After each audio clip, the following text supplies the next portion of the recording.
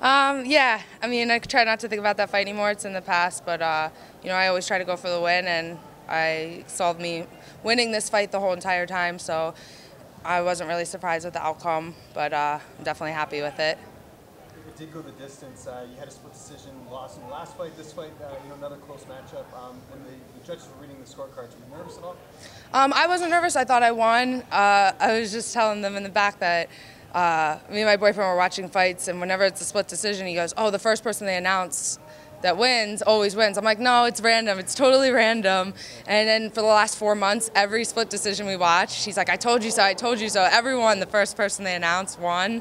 So yeah, they announced her, and I was like, "God damn it!" I was like, and then they said me, and I want to just like, I can't wait till he comes back so I can be like, "I told you so." It's not everyone, but I felt like I won. I felt I won every round. And what was the game plan going into the fight? You feel like you executed that to a T? Yeah, I try not to game plan too specific because you never really know what's going to happen. But I was confident standing on the ground. I had been working a lot on my wrestling, so I was trying to go for the takedown a lot, just because I was kind of, that's what I've been working on. I wanted to prove that. But I was confident with my boxing and my kickboxing. Actually this week we started doing a lot more kicks. I started karate when I was 4 years old, so I tried to bring back some of my karate kicks. I did Golden Gloves and boxing in high school, so I kind of got away from my kicks and just got more of a boxing style. So I tried to bring some of those elements back, and I think I executed that good. After tonight's win, who are you looking forward to fighting next? I want to fight as soon as possible. This was, I'm healthy and I want to fight right away. I don't like waiting. I train all the time, so if I'm training, I want to fight. I just want to try to fight anyone that's ranked above me and just work my way up. Yeah, definitely some wings, some ice cream, but yeah, just enjoy the win. My teammate Maga won, so I'm pretty excited about that. So Long Island's too far away as far as when you want to fight. You don't want to fight another New York card. I would love to fight on Long Island. I train there once a week. I spar with a couple girls out there, and I do wrestling there. But yeah, I would love to fight on that card. Yeah, that would kind be of far away though. I imagine you're looking more. Is it June? I think it's after that. July. Yeah, I mean, I would like to fight sooner, but the way it works out, July is probably realistically when they'll get me another fight. So I'm one of the only girls on the East Coast, so that card would be good for me. Like to try to, be the look for the East Coast. Katlyn, towards the end of the second round, when you got the knockdown, how important do you feel that was? Did you feel that clinched the second round for you, and how did you feel going into the third, or where the fight was? To be honest, the whole fight kind of blends together. I felt like I just fought for 15 minutes. I don't even really remember much of what happened. I just was trying to win every exchange. The whole game plan was to be the last one to punch. She's a good counter striker, so don't just punch, have her counter and stop. I want to end on every exchange. So, she's tough. I threw a good head kick, and she just ate it and came forward. So, I just knew I had to win every exchange. She was strong, so I couldn't let her have any time to breathe.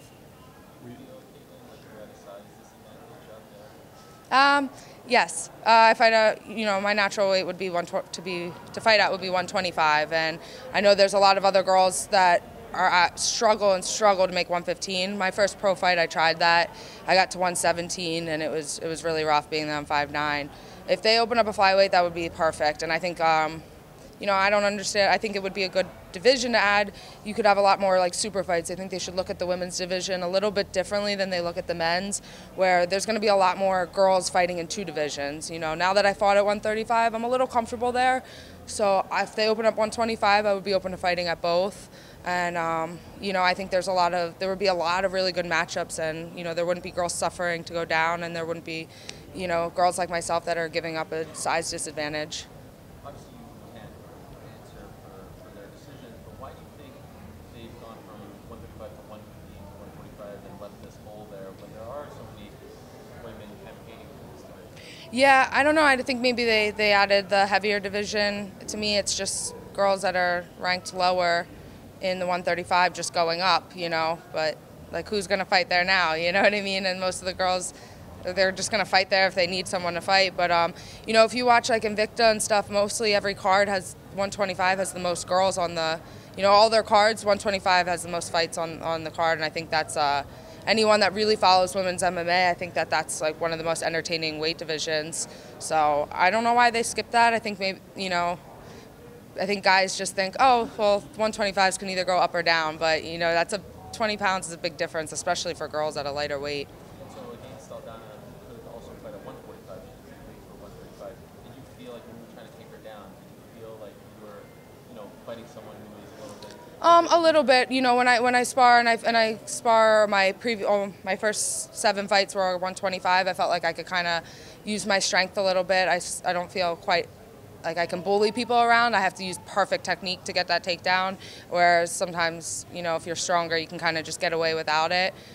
She's very strong, but I expected that. But also, you know, I just think I needed to be a little bit more technical with my takedown, and I would have got it. I don't necessarily think it was a size factor. How much weight do you cut, by the way? I walk around like 141, eating. Beginning of the week? Like that's. Oh, no, like all the time, yeah. You came here on Tuesday. How much did you weigh? When I came Tuesday, it was 140. Yeah. You get so much support from the Armenian community on social media, and you see a lot of boxers there. Who's that type of support? Yeah, it's amazing.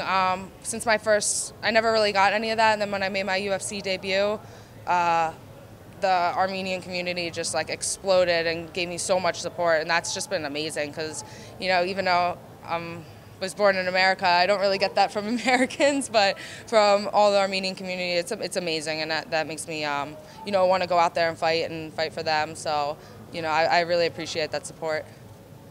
What do you think it takes to stand out in a division that's revolved around Ronda Rousey for 4 or 5 straight years? I think now, I think it was revolved around her because she was the first to really step into this division, and it was kind of built around her. But I think now the sport's evolving, and you know, people are being more open-minded and looking at all the other fighters. So I think right now being well-rounded, just like it is for the guys, you know, guys that are good at just one aspect aren't necessarily dominating. It's the guys that can, you know, are good standing up, wrestling, striking, jiu-jitsu. I think those are the people that are standing out. So for the women's division, I think if the newer girls that are coming up, not necessarily the veterans, I think they're a little bit more well-rounded, and I think that's what makes us stand out.